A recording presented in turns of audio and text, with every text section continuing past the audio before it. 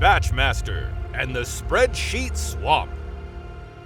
Process manufacturing businesses in Wonderland were left with zero visibility into their finances, unreconciled accounts, mismatched data, and hours of laborious manual work.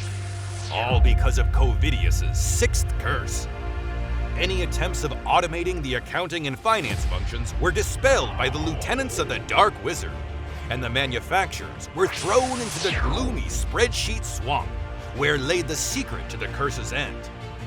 BatchMaster, their only ray of hope, finally took things in hand.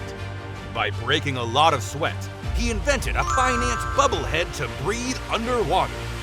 Putting it on, he and his warriors, AP, AR, and GL, immersed themselves into the Spreadsheet Swamp.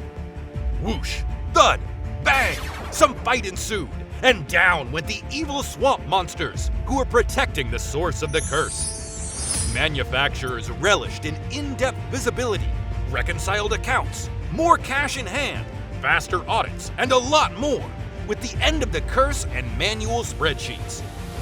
Unlocking the secret to growth, the Messiah, like always, disappeared into the night to eradicate the next challenge.